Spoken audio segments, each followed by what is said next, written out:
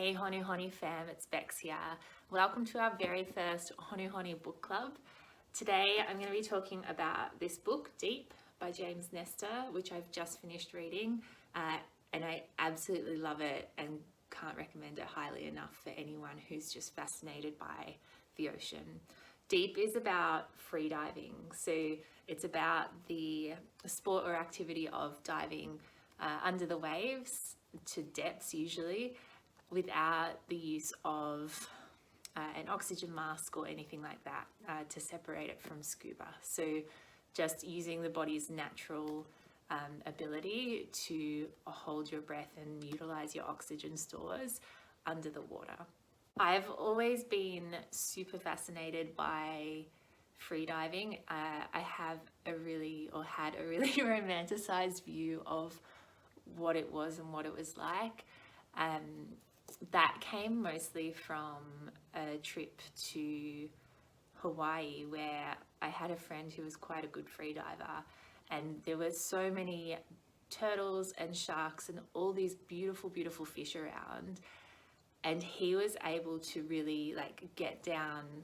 I don't know how deep it would have been, I think maybe a good 10-15 meters, maybe 20 in some parts, and he was able to go down and swim along with the turtles, and I tried so hard to get down, and I just couldn't equalize, couldn't figure my body out to be able to dive down to any kind of depth, like more than a meter or two below my body my body height, despite having my scuba qualification and everything. So I've been fascinated with it for a really long time because I just so badly wanted to be down there and looking at all the animals up close and swimming alongside them. So I grabbed this book as soon as I saw it. I was super fascinated by it. The first section, he's done a really good job of basically putting a massive warning label on the whole sport and activity of freediving. So the first section is speaking to competitive freediving. And James Nestor does a really good job of painting a very vivid picture with his words. And in regards to competitive freediving, it's one that's quite gruesome, scary, and very confronting in understanding the actual risks that go along with freediving. These people obviously are not doing what I would love to be able to do and swim alongside the turtles and things like that. They are going as deep as they can, as quick as they can, to see if they can outdo each other and themselves. So he did a really good job of basically making you think twice about the actual risks and dangers that are present when you decide to kind of take up a sport like this. And also it serves as a bit of a warning of the risks and dangers of trying to push past what your limits are and not listening to what your body needs as well.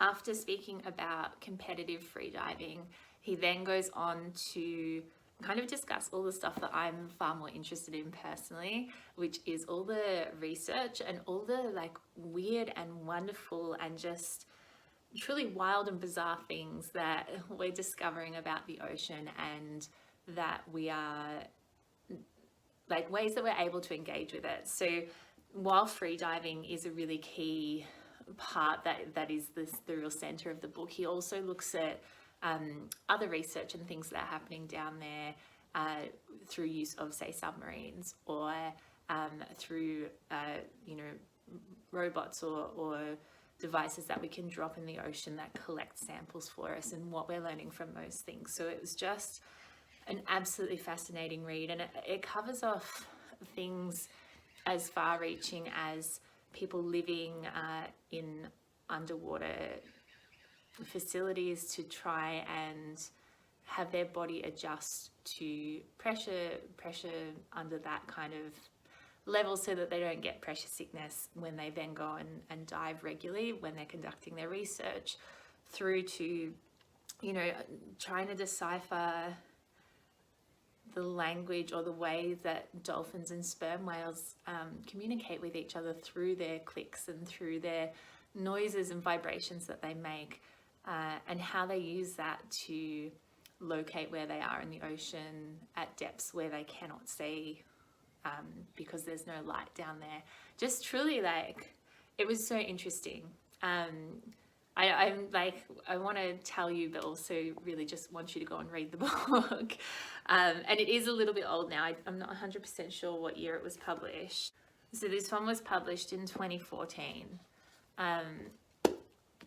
So a little bit old now. There's definitely been, strides in the research since then, but it really is just so interesting. And I think also what I really enjoyed was his experience of learning to freedive, as someone who had his first glimpse of the sport be this like really gruesome, hardcore, competitive freediving world. To see him learn it could be something else, but also he didn't sugarcoat the process that it was for him. Like he made it sound like hard work to learn how to do it properly, and maybe not the most pleasant, enjoyable experience, but so worthwhile in the end, I think, was what I took away from it. He did also do a really good job of not telling people how to freedive. So definitely after reading this book, I don't feel like I have the skills or knowledge to go out and just do it, which I think is a fantastic thing.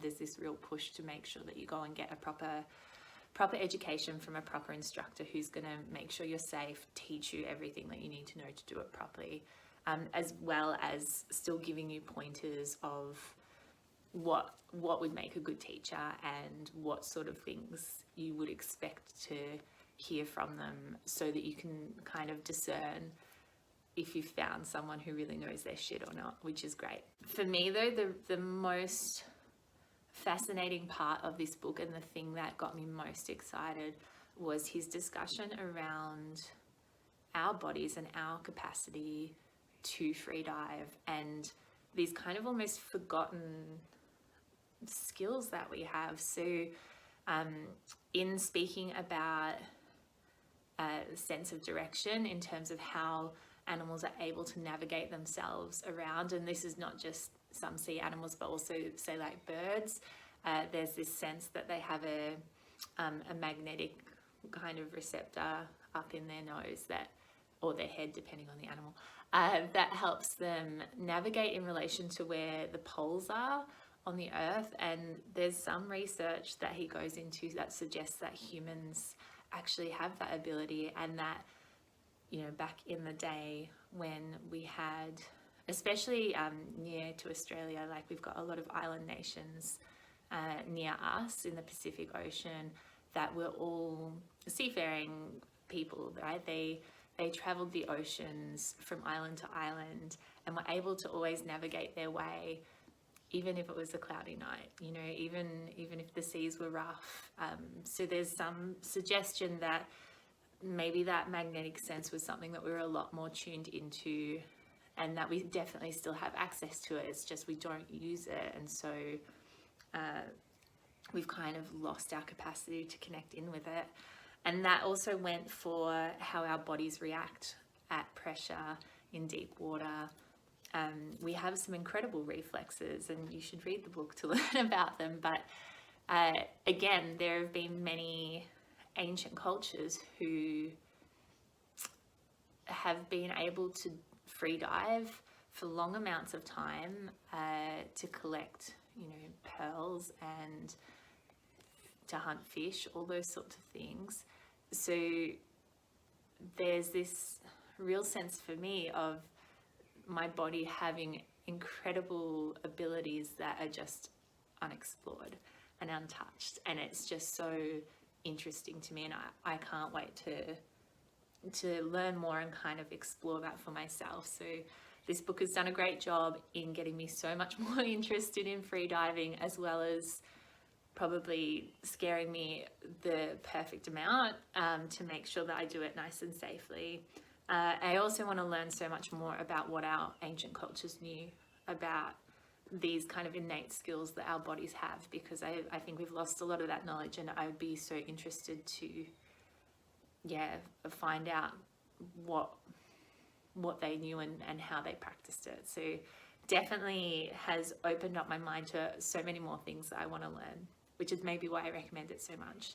And of course, because this is a book discussing the ocean and our environment, there is an environmental call out in there as well that speaks to what's happening in our oceans, the destruction that we're seeing, and the need to protect it, the need to preserve it and make sure that we are doing what we can to protect the animals in there, the biodiversity. I mean, so much of which that we don't even know exists because we haven't been able to explore it fully or even like properly at all. So that's a really important message that comes through, that resonates with everything that we do at the surf camp. So it was really lovely to have that reaffirmed again. Well, that's it, fam. I hope you enjoyed hearing about my thoughts on Deep. If you've read it, I'd love to know what you took away from it, what you found super interesting. You can drop them in the comments below.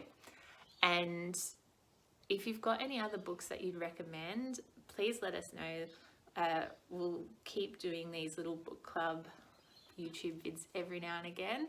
So if you've got other suggestions, send them through. But otherwise, if you enjoyed this video, hit that like button.